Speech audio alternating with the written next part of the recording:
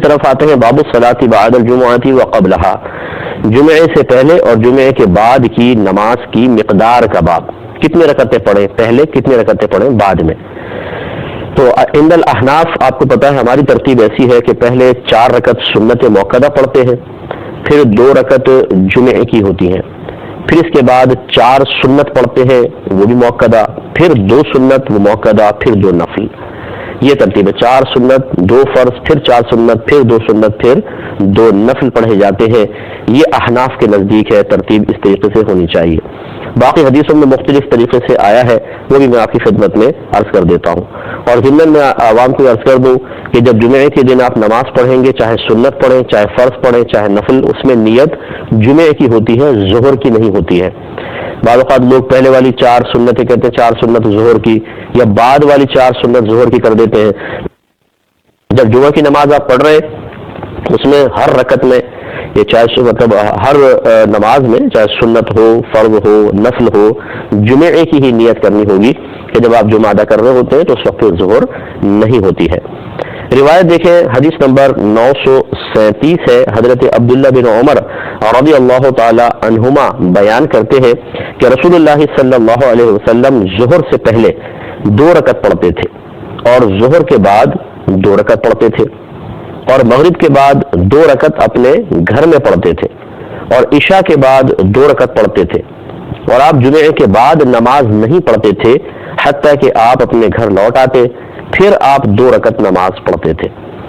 تو یہ سرکار صلی اللہ علیہ وسلم کی ترتیب ایک بیان کی گئی کہ ظہر سے پہلے 2، ظہر کے بعد 2۔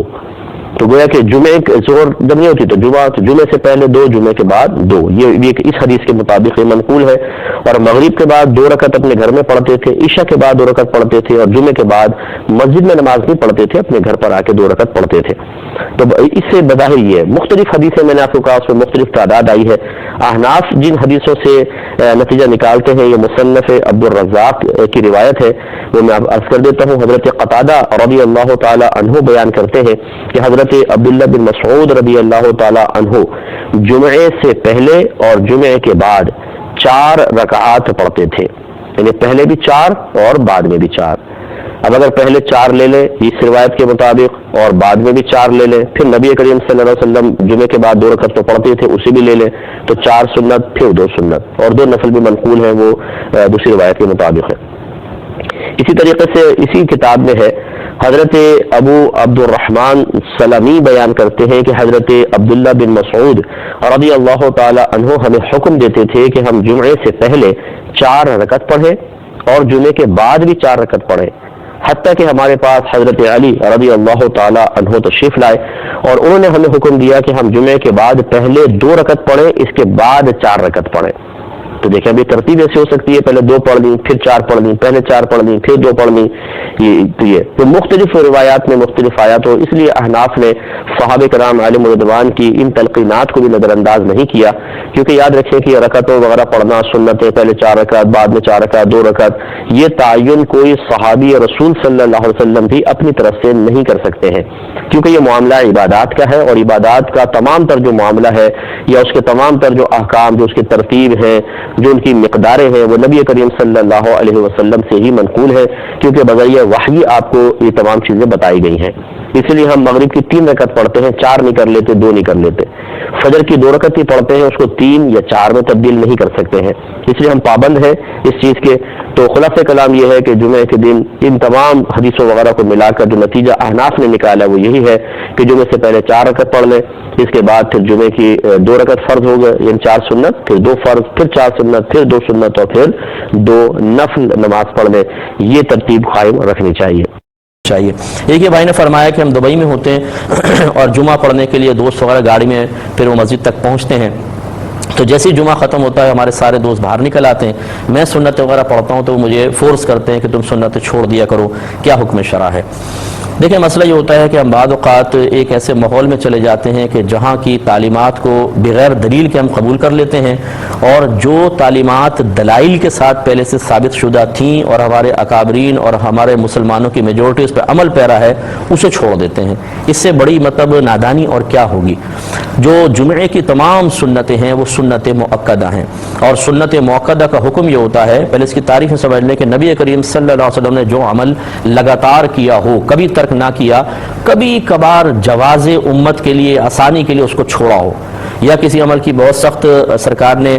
وعید بیان فرمائی اس کو چھوڑنے پر، سختی فرمائی ہو کہ یہ کرو، لیکن کبھی کبھار خود بھی چھوڑ دیا ہو، تو یہ پھر وہ عمل واجب نہیں بنتا بلکہ سنت مؤکدہ کے حکم میں آتا ہے، جس کا حکم یہ ہوتا ہے کہ سنت مؤکدہ کا ایک دو بار ترک کرنا برا، اور اس کے چھوڑنے کی عادت بنا لینے کی بنا پر انسان گناہ گار ہوگا۔ تو لہٰذا وہ آپ کے تمام دوست جو ہیں وہ گناہ گار ہوتے ہیں، کیونکہ اسی رنگ میں رنگ گئے ہیں کہ بھائی فرض پڑھو اور بھاگ لو گھر پر۔ حالانکہ آپ نے اگر ہمارا درس بخاری سنا ہو کتاب الصلاۃ میں، خود بخاری کی حدیثیں اس بات پر دال ہیں کہ میرے آقا صلی اللہ علیہ وسلم نے سنن ادا فرمائی ہیں۔ آپ اگر وہ کتاب الصلاۃ کا آخری جو حصہ چل رہا تھا کتاب التہجد کے قریب، اگر یوٹیوب وغیرہ پہ آپ کو مل جائے تو اس کو سنیے آپ، تو اس میں میں نے یہ بلکہ عرض بھی کیا تھا کہ جو حدیث پر عمل کا دعویٰ کرتے ہیں ان کی نظر سے یہ حدیثیں کیوں مخفی ہو جاتی ہیں۔ ایک حدیث ہم لے لیتے ہیں کہ جی سرکار نے فرمایا صرف تم پہ یہ نمازیں فرض ہیں، نہ کم نہ زیادہ، تو چلیں جی پھر ہم پہ کوئی کم زیادہ نہیں ہے، صرف فرض پڑھو اور ختم۔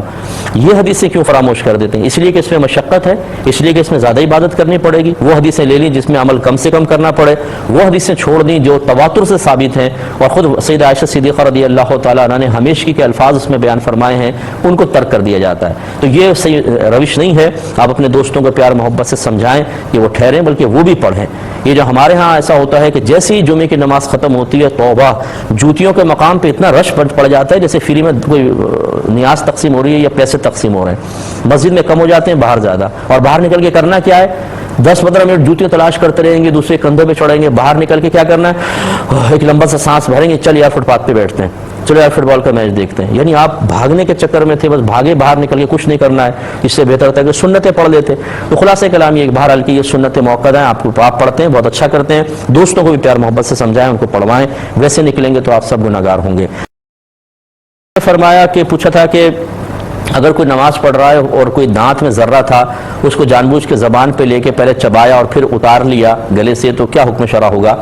دیکھیں چونکہ وہ منہ کا پہلے حصہ تھا، اگر وہ چنے کے برابر ہوتا یا اس سے بڑا اور بغیر چبائے اس کو نگل جاتے پھر نماز کے فساد کا حکم ہوتا، لیکن اگر اس سے کم تھا اور بغیر چبائے نگل گیا یا چبا کر نگل گیا، اس صورت میں نماز فاسد تو نہیں ہوگی، ٹوٹے گی نہیں، لیکن یقیناً ایسا کرنا مکروہ ہے۔